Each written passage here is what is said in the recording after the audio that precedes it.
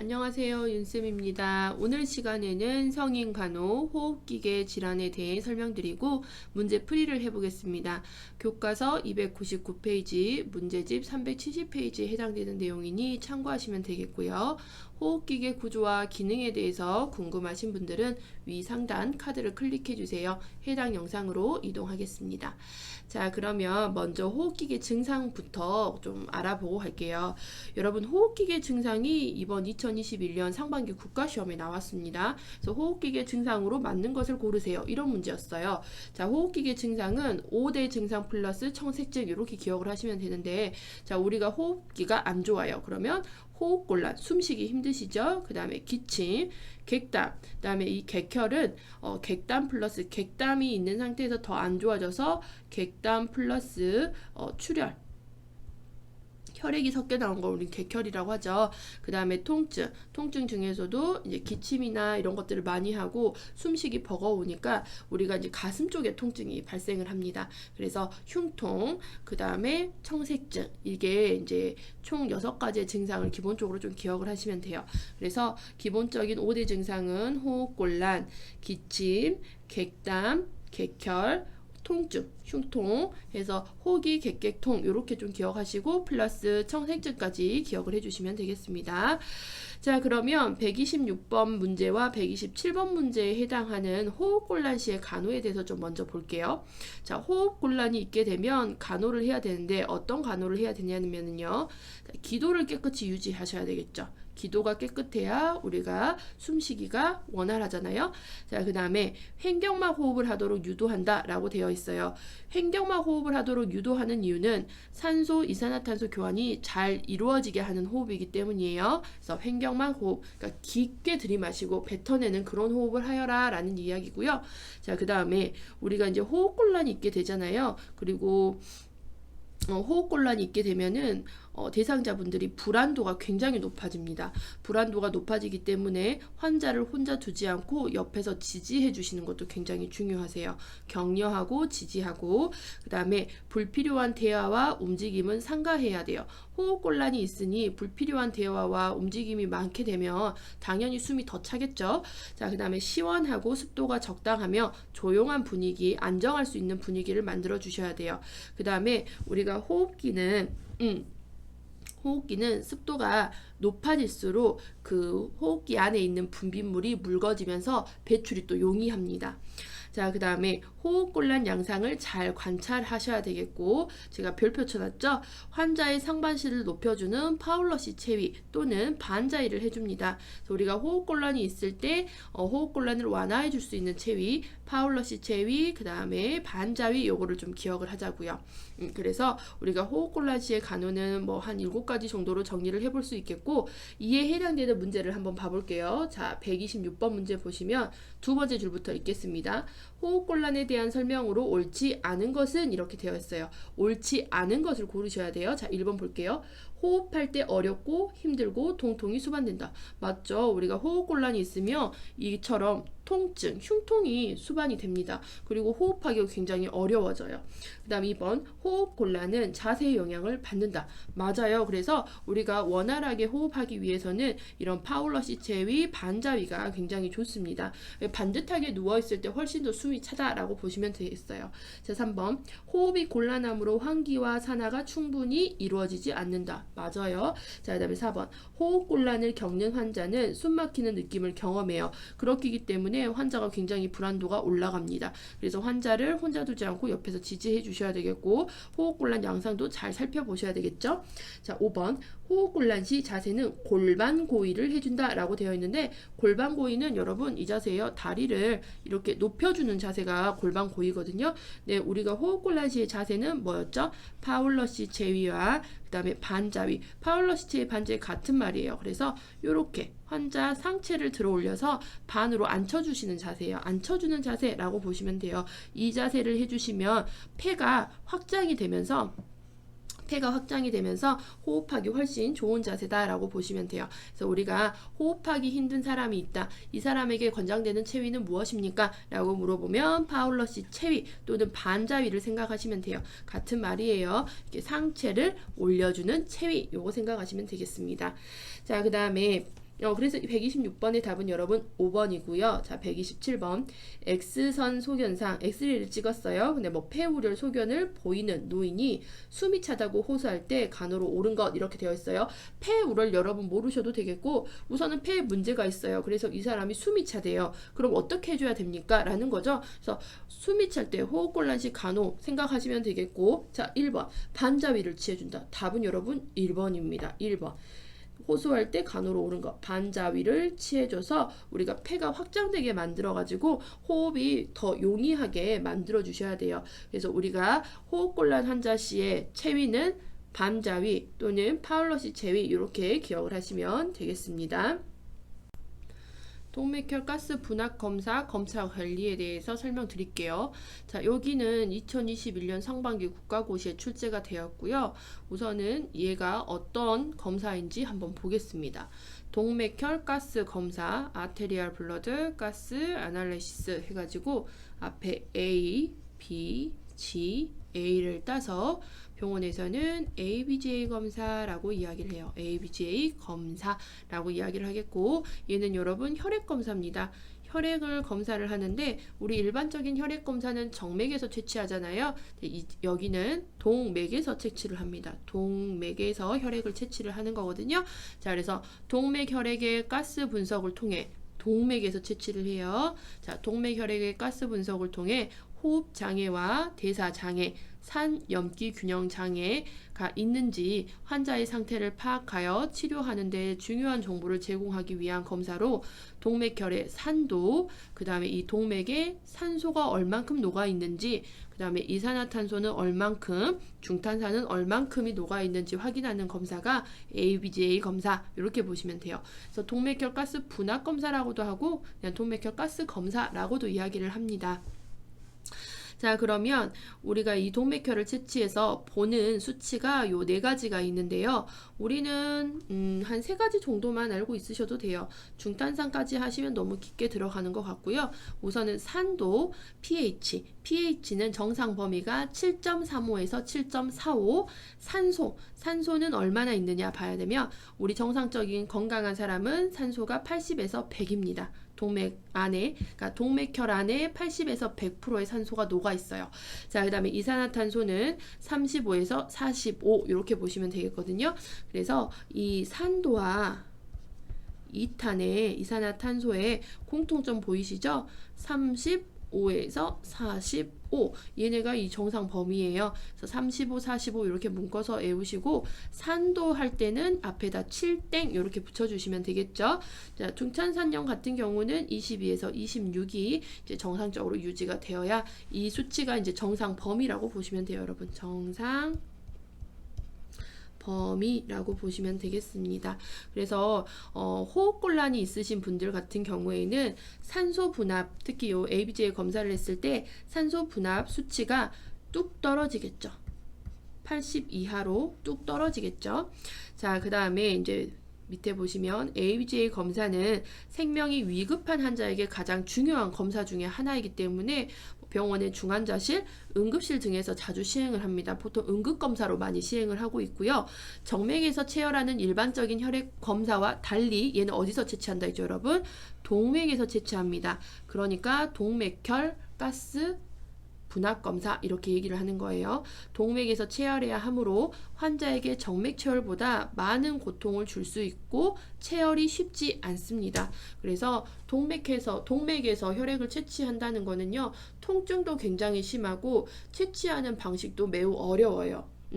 그 다음에 위험성도 좀 높고요. 그래서 일반적으로 이제 이 동맥이 있는 곳에서 채취를 하는데 일반적으로 손목, 우리 맥박제잖아요. 맥박 요골동맥에서 재죠. 손목에 있는 요골동맥에서 채취할 때가 많지만 부득이하다면 대퇴동맥, 우리 팬티라인 있어요. 팬티라인 쪽에 만져보시면 대퇴동맥이 있거든요. 이 대퇴동맥에서 시행을 합니다.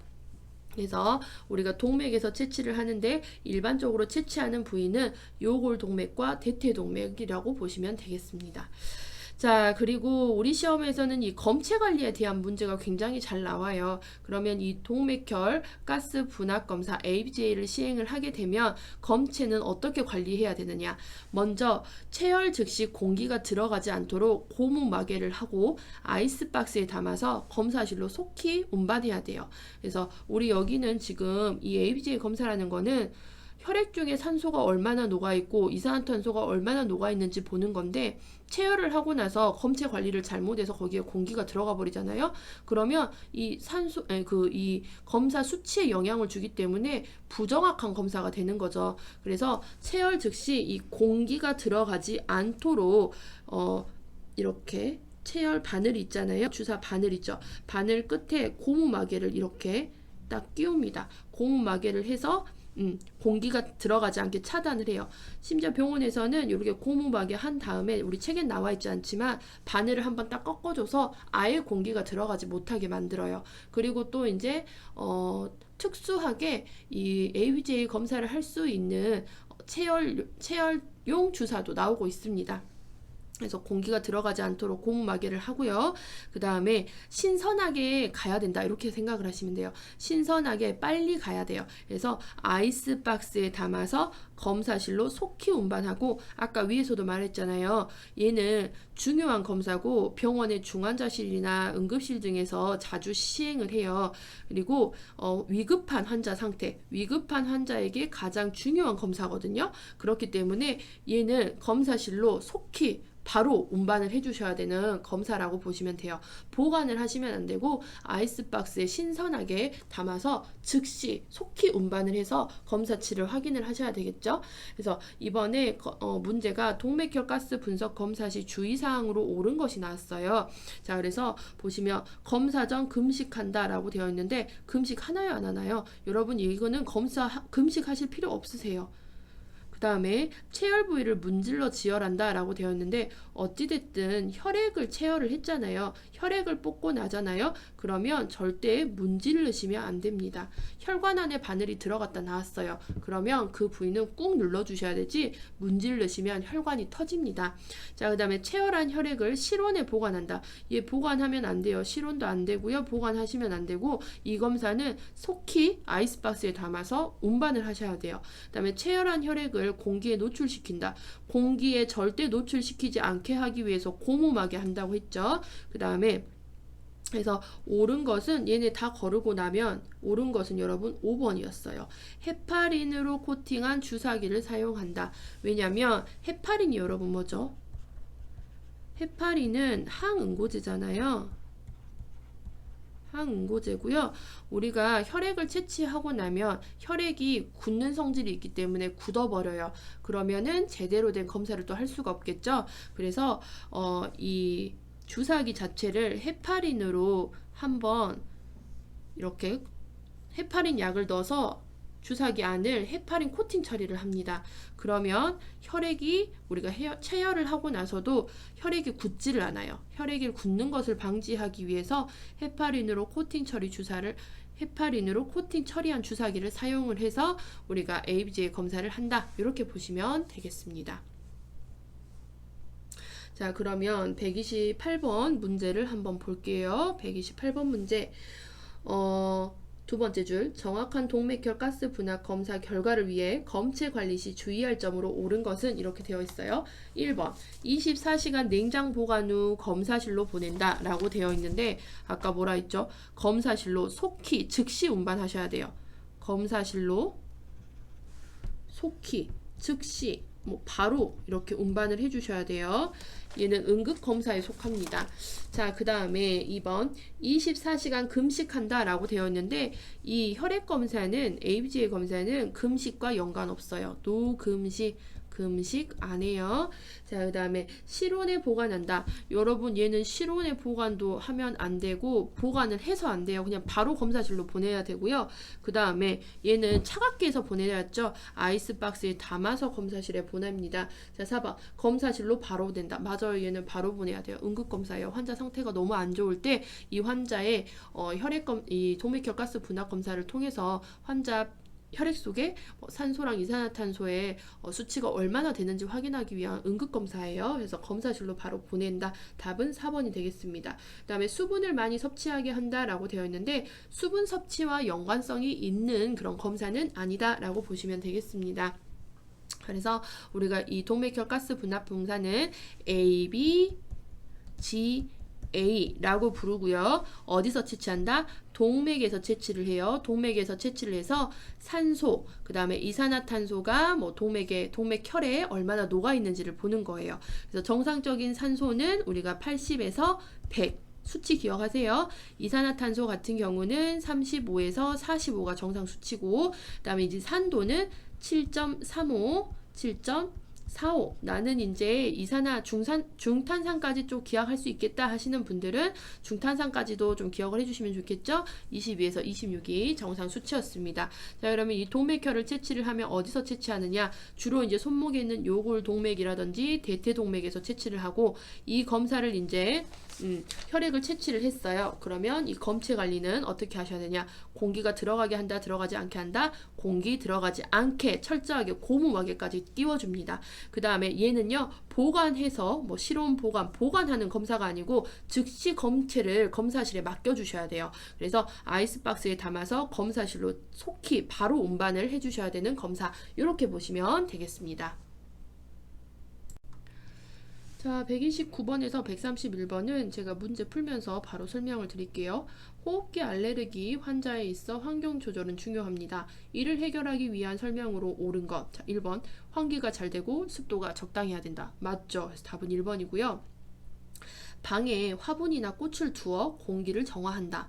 이건 틀렸어요. 왜냐면 화분에 있는 흙먼지라든지 꽃에서 날리는 꽃가루 이런 것들은 알레르기가 있는 환자를 더 자극할 수가 있어요. 그래서 이런 화분에 있는 흙먼지, 그다음에 꽃에 있는 꽃가루는 알러지원이 되어가지고 환자를 더욱더 자극해서 알레르기를 더 유발을 하겠죠.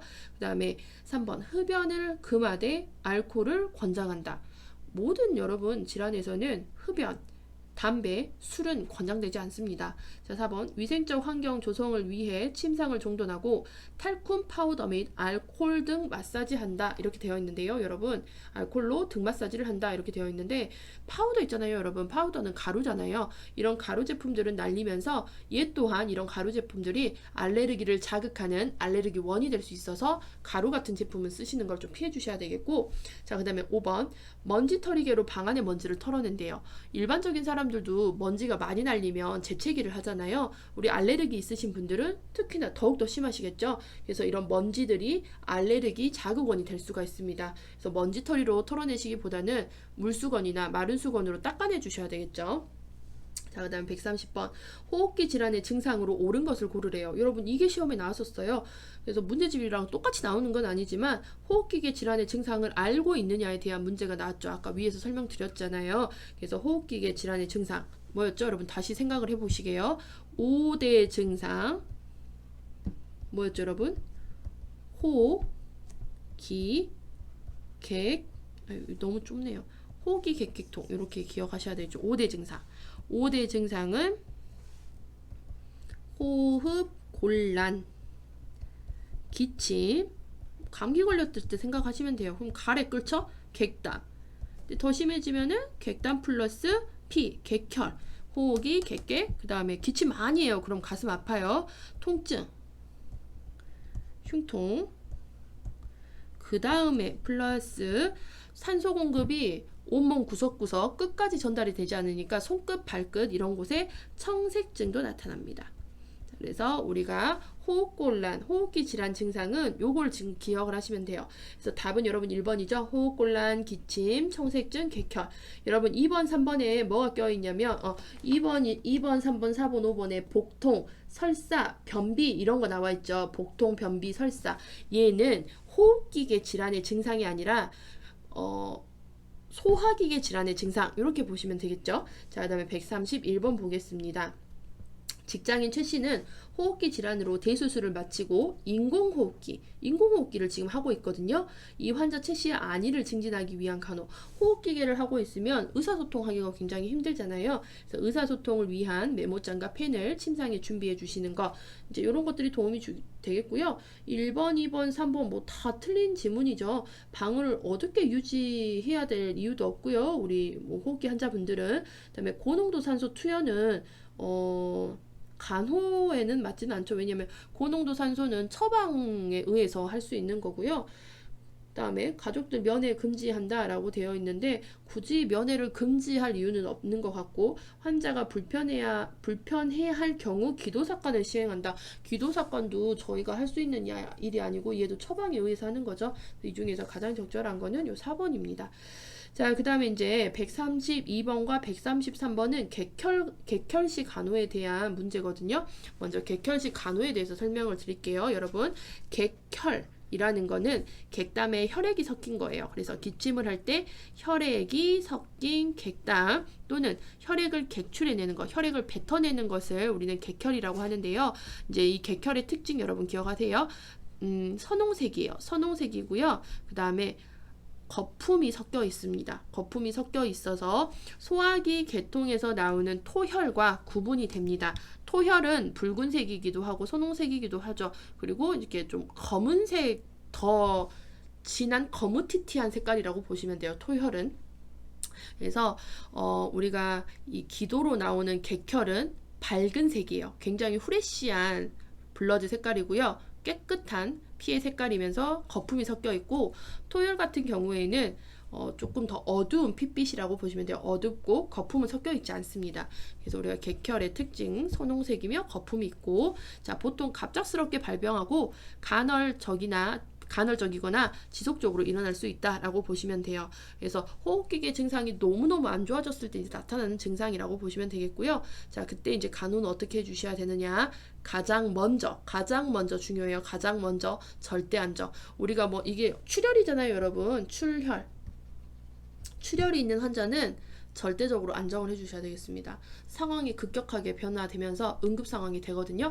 그렇기 때문에 환자를 돌아다니게 한다든지 환자를 뭐 움직이게 한다든지 이런 것들 중요하지 않고 절대 안정을 하게 해주셔야 돼요. 절대 안정. 침상에서 절대 안정 ABR 해주셔야 되겠고, 그 다음에 흡인 같은 것들이 또 유발될 수 있기 때문에 금식합니다. 금식.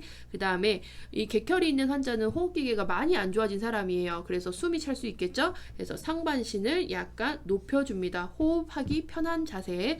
그 다음에 큰 기침은 삼가하시고, 큰 기침을 하게 되면 자꾸 자극이 돼서 더 혈액이 많이 나올 수가 있어요. 그래서 큰 기침을 삼가하고 잔기침을 하도록 유도해 주셔야 되겠고요. 그 다음에 우리가 이제 지혈을 하기 위해서는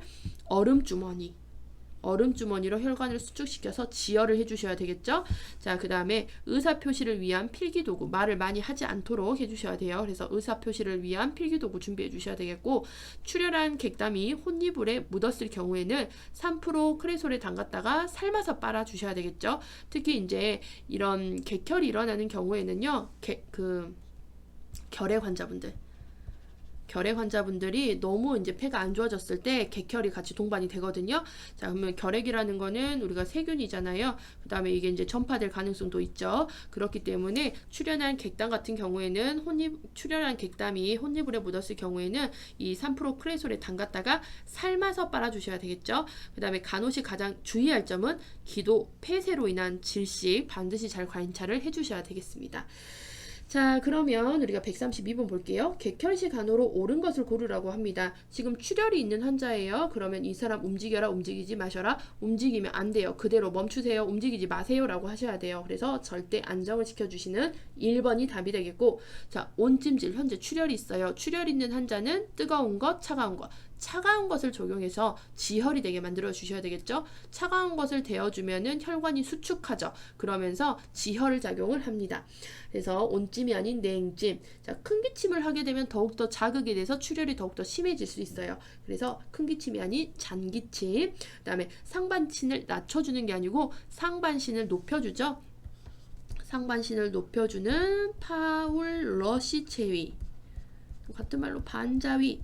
이렇게 해서 우리가 지금 객혈 있는 사람들은 호흡기계가 문제가 있는 사람이고 숨이 충분히 찰 수 있는 사람들이기 때문에 이렇게 폐 확장을 하기 위해서 호흡을 원활히 하게 하기 위해서 이렇게 이런 자세 반자이 파울러시 체이 상반신을 높여주는 체이를 권장해 주셔야 되겠죠. 5번 활동을 적극 권장한다 라고 되어 있는데 우리가 가장 먼저 해야 되는 게 뭐였죠? 객혈 시에 절대 안정, 움직이지 못하게 하는 거예요. 언제 응급 상황이 터질지 모른다는 거죠. 절대 안정하셔야 되겠습니다. 자, 그러면 133번 금식이 필요한 경우로 옳은 것은 이렇게 되어 있어요. 금식이 필요한 경우 기관지염의 증세가 나타났을 때, 3번 급성 위험 시 오심과 구토가 사라졌을 때, 4번 기관지경 검사 후 구개 반사가 돌아왔을 때, 수술 후 가스 배출이 있을 때. 이거 다 금식이 풀어지는 상태거든요. 금식이 제외되는 상태예요. 근데 객혈을 한 직후는 뭐라 했죠? 금식해야 됩니다. 객혈을 한 직후는 반드시 우리가 금식하셔야 된다는 거 기억하시면 되겠고, 자, 그 다음에 여러분 134번과 135번에 대한 문제거든요. 자, 이거는 청색증에 대해서 설명을 드릴게요. 자, 청색증 우리가 아까 위에서도 배우셨잖아요.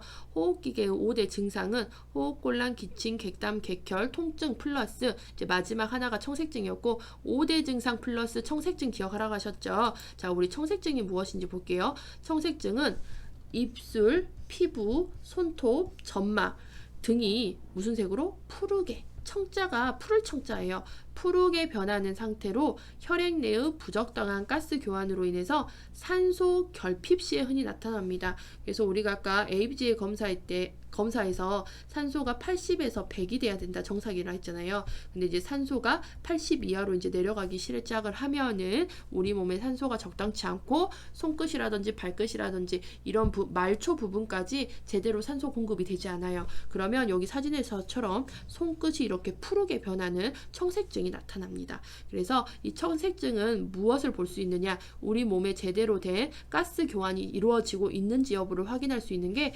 청색증 이렇게 보시면 되겠어요. 자, 그래서 134번을 한번 볼게요. 입술, 피부, 손톱, 점막 등이 푸르게 변하는 상태인 청색증의 발생 원인은 답은 3번이죠. 혈액 내의 부적당한 가스 교환. 그래서 산소가 굉장히 산소가 떨어지고 이산화탄소가 막 상승해 버리는 그런 수치가 나오죠. 자, 그다음 135번. 연하곤란이 있는 환자가 구강으로 음식물을 섭취할 때 주의해서 관찰해야 할 증상. 연하곤란, 꿀꺽꿀꺽 삼키는 능력이 제대로 되지 않는 환자가 음식물을 딱 먹었어요. 근데 이런 환자분들은 삼킴 능력이 저하됐기 때문에 이게 식도로 넘어갈지 않고 기도로 넘어가 버렸을 때 문제가 되거든요. 흡인되는 게 문제예요. 그래서 이때 주의해서 관찰해야 되는 거는 청색증 유무를 반드시 확인을 해주셔야 되겠습니다. 청색증이 있으면 무엇이라고 판단하셔야 되겠죠? 이 사람 음식 먹었는데 얘가 식도로 넘어가는 게 아니고 기도가 현재 막혀 있는 상태구나 라고 판단을 할 수 있어요. 그래서 답은 여러분 3번이 되겠습니다.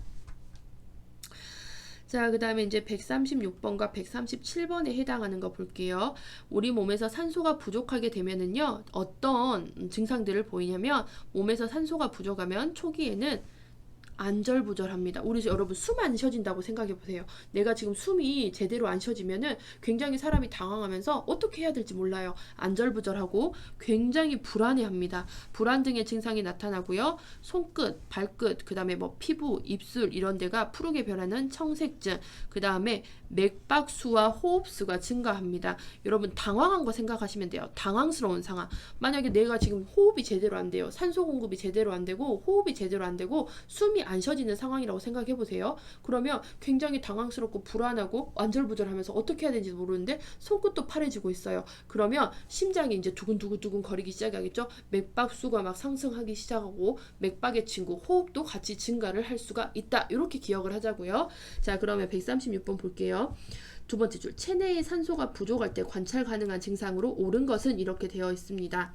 4번 불안하고 청색증, 호흡 및 맥박수가 증가합니다. 여러분 맥박이 증가하잖아요. 그러면 호흡은 항상 같이 증가를 해요. 맥박과 호흡은 뗄래야 뗄 수 없는 짝꿍이다. 이렇게 보시면 되겠습니다. 자, 그 다음에 137번 산소 결핍으로 인한 저산소증의 초기 증상, 저산소증, 산소가 지금 없어요. 그럼 나는 당황스럽겠죠? 자, 맥박은 어떻게 된다 했죠? 맥박은 상승해요. 막 심장이 두근두근 거리면서 안절부절 하지 못하고 불안하고, 그 다음에 맥박이 증가하면 호흡도 항상 같이 증가한다 했어요. 2번에 호흡 감소라 했는데 호흡 증가합니다. 그 다음에 산소결핍과 체중은 연관성이 없고요. 그 다음에 안절부절하죠. 안절부절하고 불안하고. 그래서 답은 4번. 그 다음에 배설 촉진과는 연관성이 없습니다. 자, 그래서 답은 4번이 되겠습니다. 자, 138번 보시면 체위배액과 물리요법이 효과적인 환자로 옳은 것은 답은 1번이에요. 객담이 많고 효과적으로 배출하지 못하는 환자가 체위배액과 물리요법 대상자입니다. 그래서 객담이 많은데 제대로 배출을 하지 못하는 환자분들에게 효과적으로 배출할 수 있도록 체위를 변경해서 이렇게 배출할 수 있는 방법, 그 다음에 물리적인 자극을 줘서 등을 두드리거나 진동을 줘서 분비물이 잘 나오도록 하는 방법, 이런 것들을 우리는 이제 체위배행요법, 물리배행요법이라고 하죠. 그래서 대상자는 객담이 많고 효과적으로 배출을 못하는 환자에게 적용이 되고요. 체위배액은 그야말로 체위를 변경해서 배출을 하는 거예요.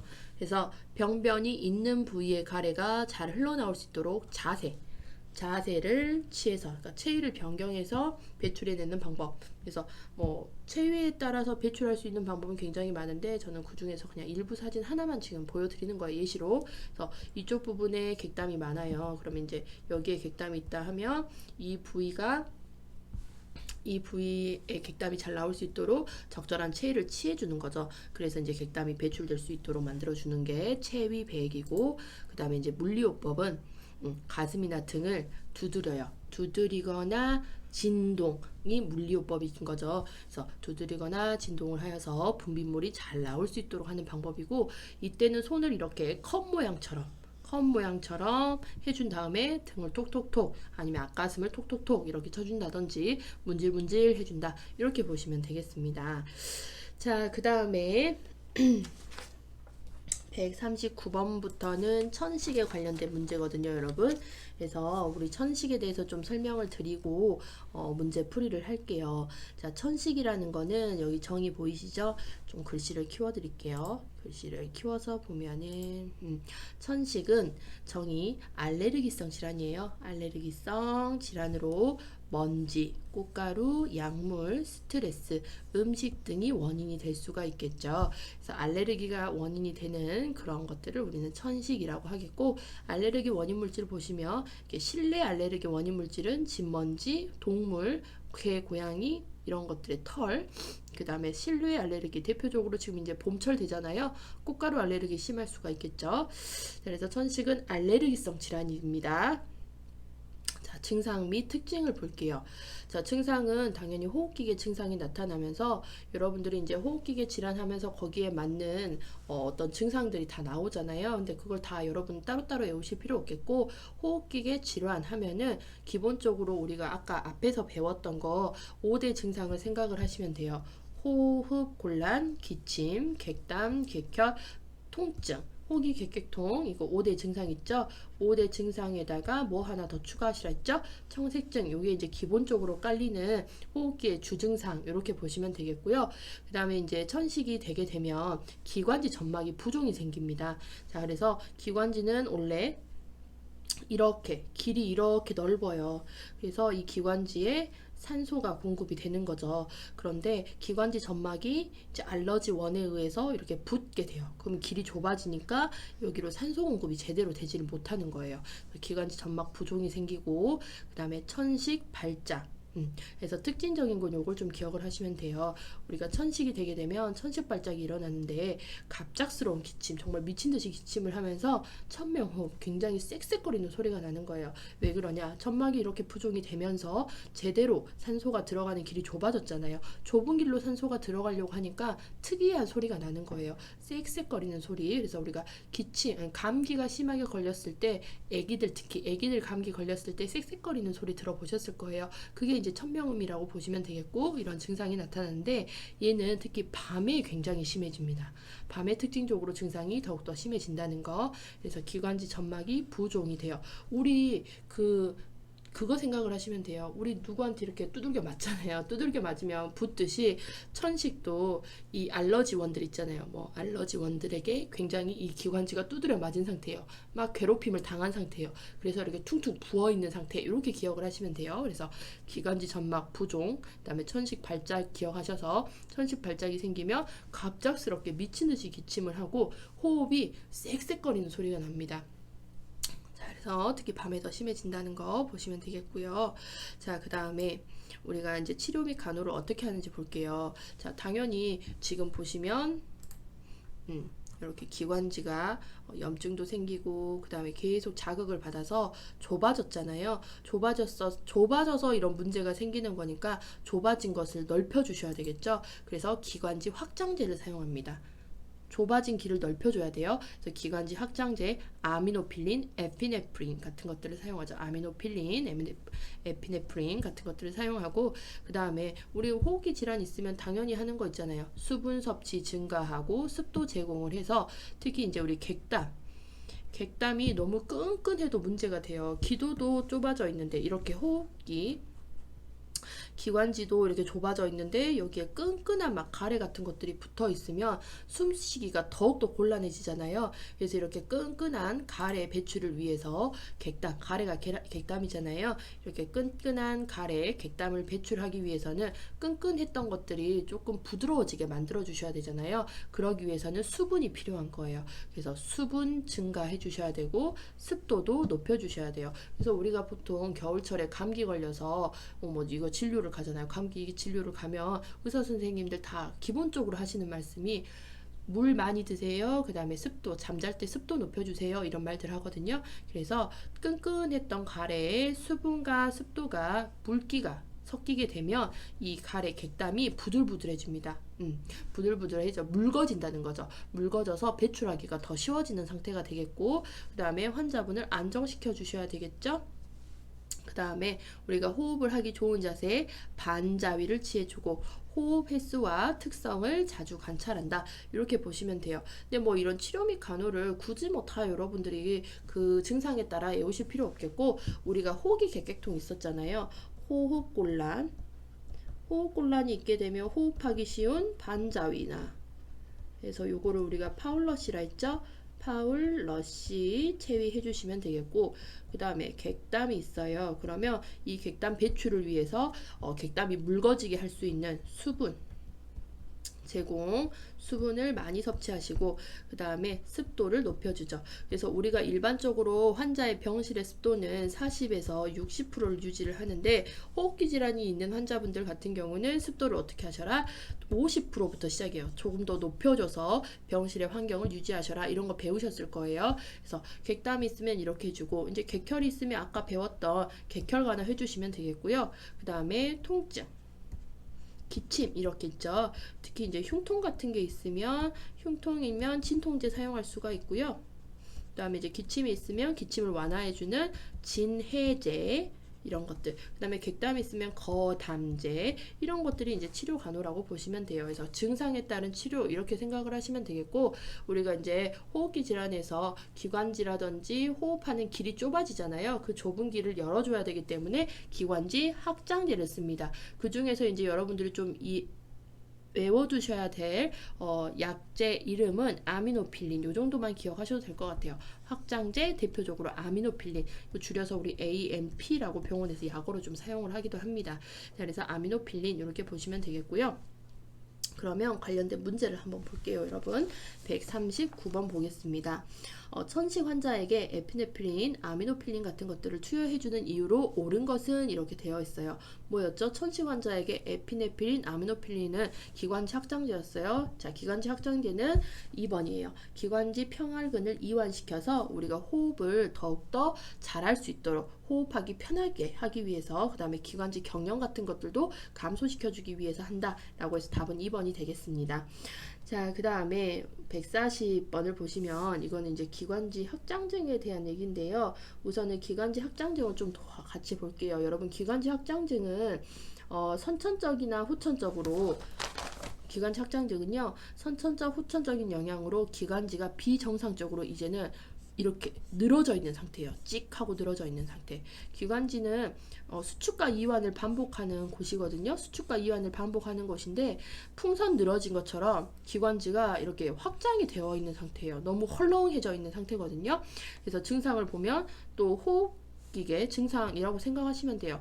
호흡곤란, 호기객통 이거 5대 증상이 뭐 이런 거 있겠고 청색증도 발생할 수 있겠죠. 근데 여기서 좀 특이적인 것은요, 여러분 객담이 나오는데 이 객담이 특이적입니다. 객담이 3층형 객담의 특징이에요. 3층형 객담. 그래서 객담을 딱 받아줬을 때 객담을 이렇게 받잖아요. 객담을 여기에 받게 되면은 얘가 세 층으로 분리가 돼요.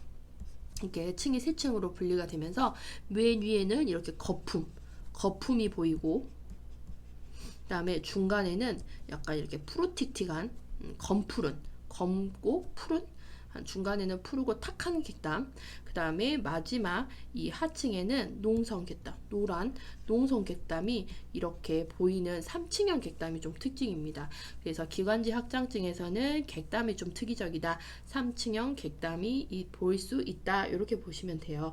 그 다음에 우리가 이 기관지 확장증 같은 경우에는 고상지두가 생기거든요. 고상지도가 아니고 고상지두예요. 자, 고상지두 곤봉형 손가락이 생기는데 이게 왜 생기냐면은 산소 공급이 제대로 잘 되지 않으면서 만성적 산소 결핍 시 손가락 끝이 곤봉 모양으로 변하는 것을 말합니다. 그래서 이게 이제 정상적인 손의 모양이에요. 정상적인 손가락의 모양인데 제대로 산소 공급이 손끝까지 잘 전달되지 않으신 분들, 그러니까 산소 결핍이 심한 거죠. 산소 결핍이 있는 사람들 같은 경우는 지금 보세요, 여러분. 여기가 곤봉 모양으로 딱 변했죠.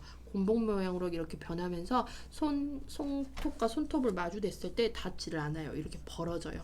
이렇게 벌어지게 되거든요. 이걸 우리는 고상지두 곤봉형 손가락이라고 해요. 그래서 기관지 확장증에서는 이 3층형 객단과 고상지두를 좀 기억을 해주시면 되겠습니다. 자, 그래서 답은 2번이 되겠고, 그 다음에 우리가 이 기관지 확장증도 심한 역행성 기침 같은 것들이 발생을 해요. 심한 역행성 기침이 발생하고 특히 아침 잠자리에서 일어날 때, 그 다음에 밤에 자려고 할 때 굉장히 심한 기침이 유발이 된다라고 보시면 돼요. 제가 이 기침에다 다시 써드릴게요. 기침에는 심한 역행성 기침이 생기는데 아침에 일어날 때 잠자고 일어날 때 그 다음에 저녁 시간에 기침이 굉장히 심해진다. 이렇게 보시면 돼요. 기관지 확장증은 기관지가 그야말로 찍하고 비정상적으로 풍선 늘어나듯이 늘어져 있는 상태예요. 그러니까 호흡하기가 원활하지 않은 상태죠. 그래서 호흡곤란, 기침, 흉통, 이거 호기객통 이런 증상이 나타나는데 그 중에서도 이제 기침이 심한 역행성 기침이라는 거, 그다음에 객담은 3층으로 나타난다는 거, 그다음에 손의 모양, 손가락의 모양이 변해요. 왜냐? 손끝까지 제대로 산소 공급이 되지 않기 때문에 이런 산소 결핍으로 인해서 고상지두, 곤봉형 손가락 모양이 나타납니다. 그런데 이거는 뭐 기관지 확장증뿐만 아니라요. 담배를 오래 피우신 분들 있잖아요. 담배를 굉장히 많이 오래 피우신 분들도 이런 손가락 모양이 나오고요. 그 다음에 장기간 호흡기 질환이 있으셨던 분들, 호흡기 질환을 가지고 있으신 분들은 시간이 오래 지나서 곤봉형 손가락의 모양이 나타납니다. 왜냐? 우리 몸에 산소가 결핍되게 되면 이런 식으로 곤봉형 손가락이 나타날 수가 있어요. 그래서 답은 여러분 2번이 되겠고요. 자, 141번 보면은 또 기관지 천식에 대한 문제입니다. 자, 141번 점액성 객단과 천명음이 특징이고요. 그 다음에 만성적인 염증으로 인해 기관지의 예민성이 증가하며 기관지 벽이 부풀어 오르고 부종과 근육이 수축해 기관지가 좁아지는 현상, 기관지 천식을 이야기를 하겠습니다. 자, 여러분 답은 5번이에요. 천명음. 그 다음에 만성적인 염증이 발생을 하겠고 기관지 예민해지고요. 그 다음에 기관지 벽이 부종으로 인해서 좁아집니다. 기관지 천식이에요. 자, 그 다음에 이제 142번에서는요. 뭘 얘기를 하냐면 기관지 내시경, 기관지경 검사에 대해서 알고 있느냐에 대해서 물어보는 문제입니다.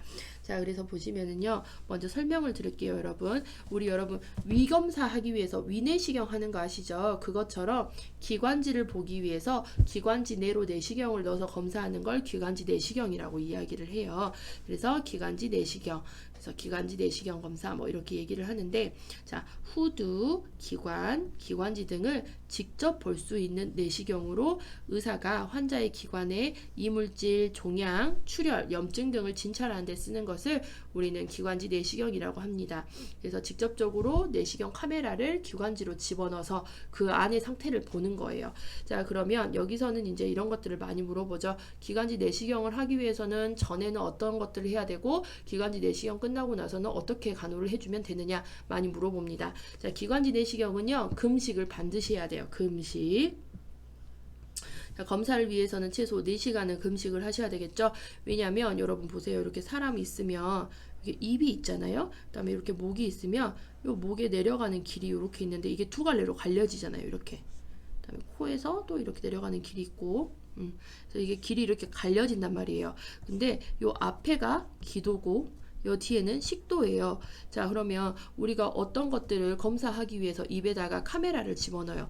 입에다가 이렇게 검사하는 카메라를 집어넣잖아요. 줄 같은 거 집어넣어도, 손가락만 집어넣어도 우리 헛구역질 나오잖아요. 근데 이제 기관지 내시경은 하기 위해서 입이나 코를 통해서 이 관을 기도로 이렇게 집어넣어요. 그러면 구역질 반사가 일어나죠. 근데 식사가 그득하게 된 상태예요. 막 음식물이 이렇게 위에 그득하게 있는 상태에서 기관지 내시경 카메라를 딱 넣었을 때 구역 반응이 딱 오면서 얘가 어떻게 되겠죠?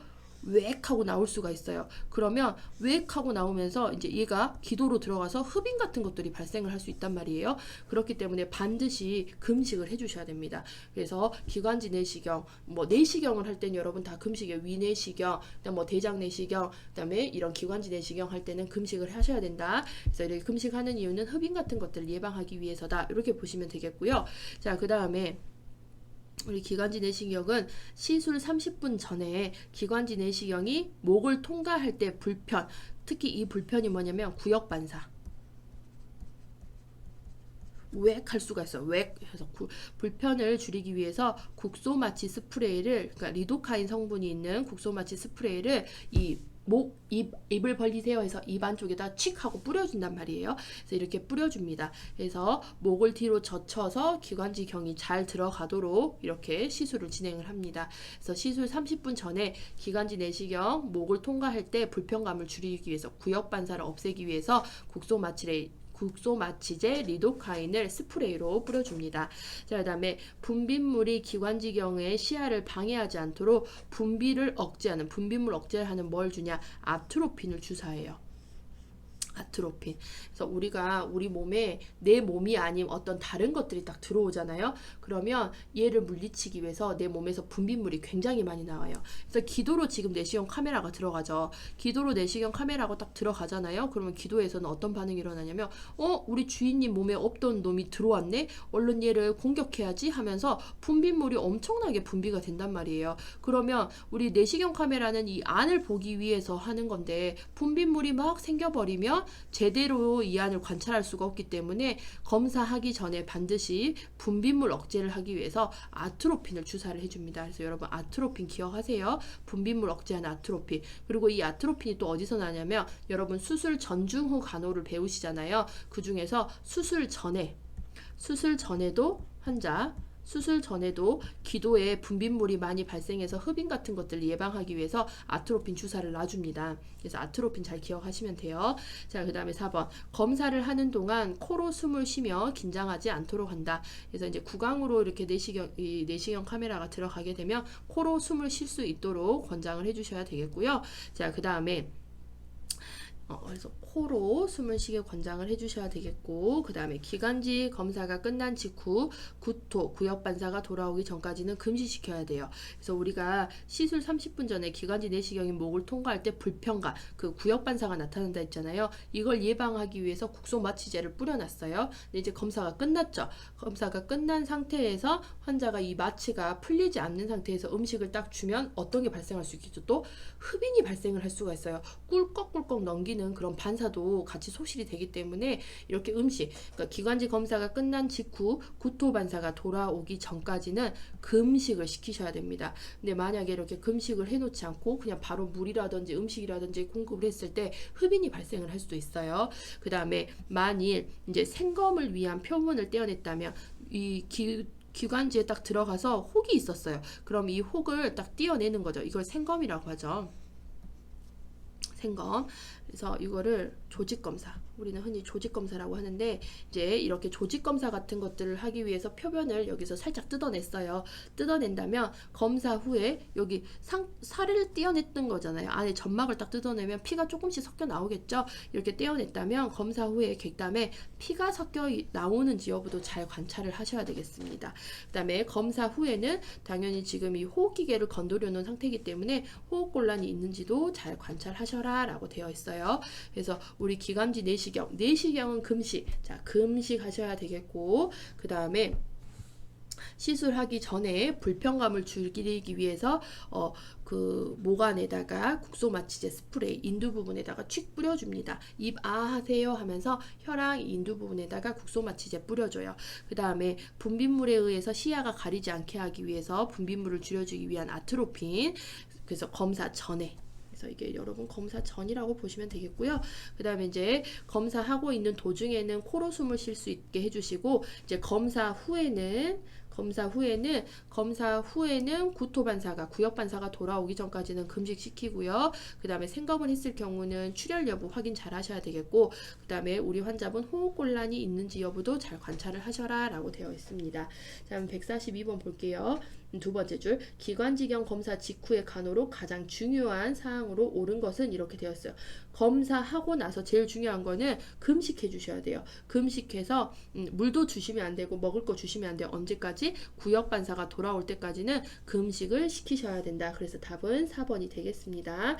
자, 그 다음에 143번 보시면 기관지경 검사를 받고 병실로 돌아왔어요. 이 환자 A씨를 간호할 때 가장 중요한 사항으로 옳은 것은 이렇게 되어 있습니다.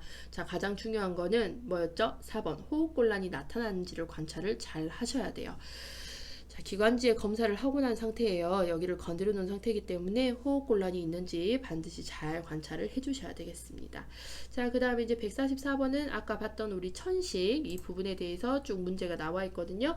자, 144번 보시면 두 번째 줄, 기관지 천식에 대한 설명으로 옳은 것은 이렇게 되어 있어요. 우리 기관지 천식은 알레르기성 질환으로 밤의 증세가 심하다라고 했죠. 알레르기성 질환이고 밤의 증상이 심합니다. 자, 2번, 재발이 거의 없다라고 되어 있는데, 우리 알레르기 반응은 알레르기 원들에 노출되게 되면은 항상 재발이 되겠죠. 그래서 재발이 잘 되고요. 3번, 성인은 회복이 잘 된다라고 되어 있는데, 성인들 같은 경우는 이 한번 천식이 생기면 회복하기가 굉장히 어렵습니다.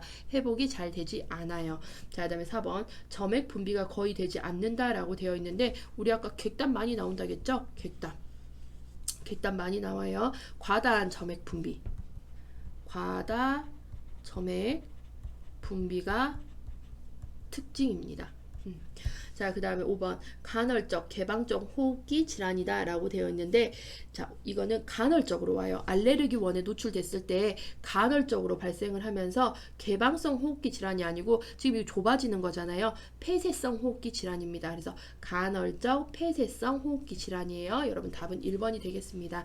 자, 그 다음에 145번, 천식 환자가 호흡이 곤란하고 청색증이 있을 때 간호로 옳은 것은 이렇게 되어 있어요. 1번, 기관지 확장제를 준다. 기관지 확장제 줘가지고 좁아진 기관지를 넓혀주라고 했죠. 그래서 이때 쓸 수 있는 거 대표적으로 여러분 약제 있었잖아요. 뭐 있었죠? 에피네피린, 아미노필린, 요걸 기억을 하시면 되겠습니다. 2번에 치기를 취해준다라고 되어 있는데, 우리 호흡곤란이 있으신 분들 같은 경우에는 치기는 안 되고요. 반자위가 가장 좋은 자세라겠어요. 반자위 또는 파울러시 체위. 자, 3번, 흉식호흡을 한다라고 되어 있는데, 흉식호흡은 우리가 깊은 호흡이 아니라고 보시면 돼요. 깊은 호흡, 복식호흡, 횡격막 호흡, 이걸 생각을 하셔야 돼요. 깊게 들이마시고 내뱉는 거. 그래서 흉식호흡은 우리가 평소 하는 호흡이거든요. 평소 그냥 의식하지 않고 하는 호흡을 흉식호흡이라고 한다고 하면, 이때는 호흡곤란이 있는 환자분들은 깊은 호흡을 하셔야 돼요.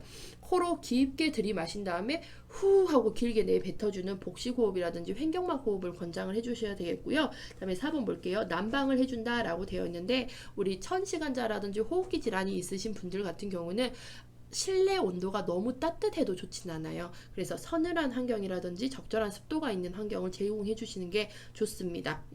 자, 그 다음에 5번 물을 마시게 한다라고 되어 있는데 지금 호흡이 곤란하고 청색증이 있는 환자잖아요. 그러면 이때는 청색증이 발생하고 호흡이 곤란했을 때 구강으로 물을 섭취를 잘못해 주셨다가는 흡인이 발생해서 제2차적인 문제가 발생을 할 수 있어요. 청색증 시 구강 섭취 같은 것들은 주의를 해주셔야 되겠습니다.